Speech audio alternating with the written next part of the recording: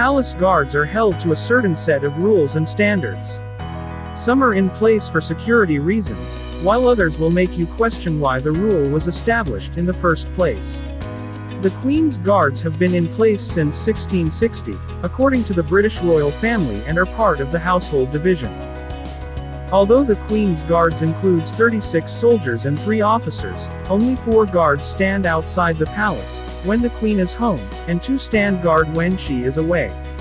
Guards perform a ritual, called changing the guard, in front of Buckingham and St. James's Palace on an ongoing basis. The original reason why the Queen's Guard wears a bearskin hat was to make the guard look taller and more intimidating. Hats are made from real bear fur, even though at one point the palace tried synthetic fur. The colors from the synthetic fur ran easily, so the palace switched back to real fur. Not only are the hats made from fur, which can be hot, but they are also heavy. Weights range anywhere from 4.5 to 9 pounds. When the hat gets wet, it only gets heavier. Because guards are expected to stay at their post no matter what, they are given black pants in case they can't make it to the toilet in time. By keeping the pant color dark and using thick wool, guards are less likely to display any unforeseen accidents.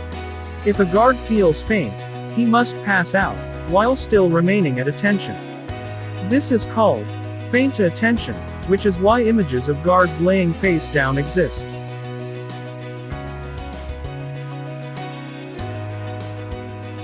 Guards are supposed to remain still. While on guard, the Queen's Guards are not supposed to move. However, they can march up and down the street after remaining still for at least 10 minutes, according to the British royal family. Guards are on duty for 2 hours and off duty for 4 hours.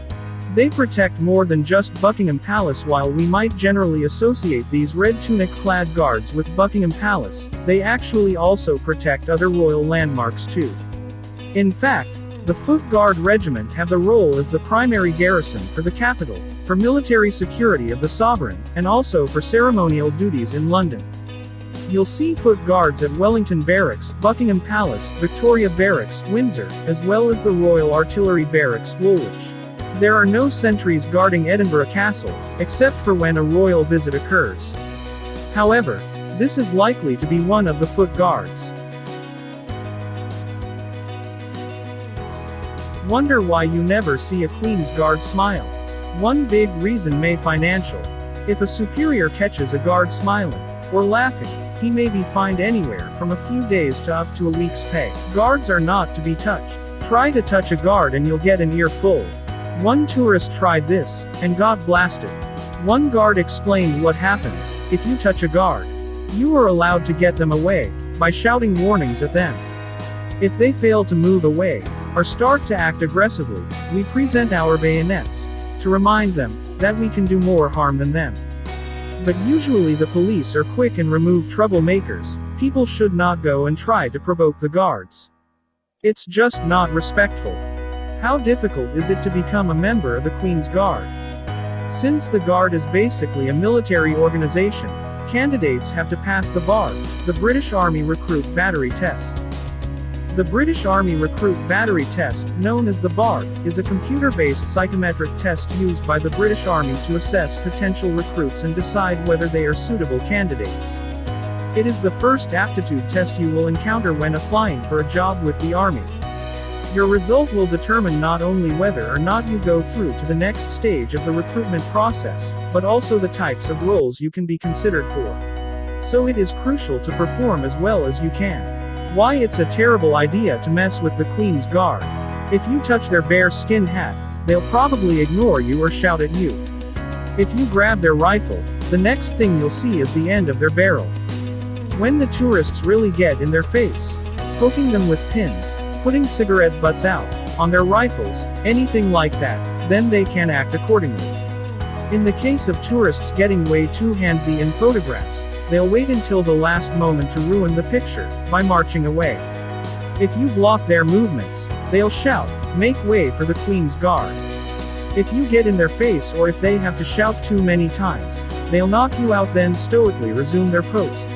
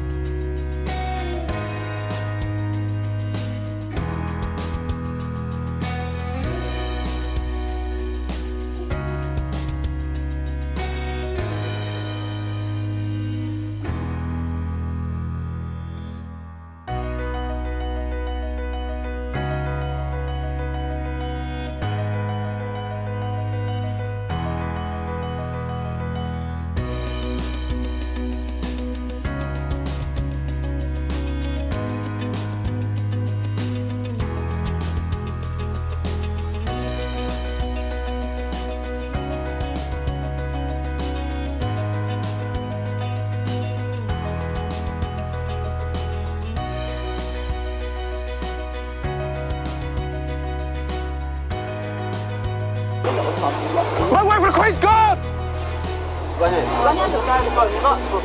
What's going on? What's wrong? Please, I was just talking. I apologize.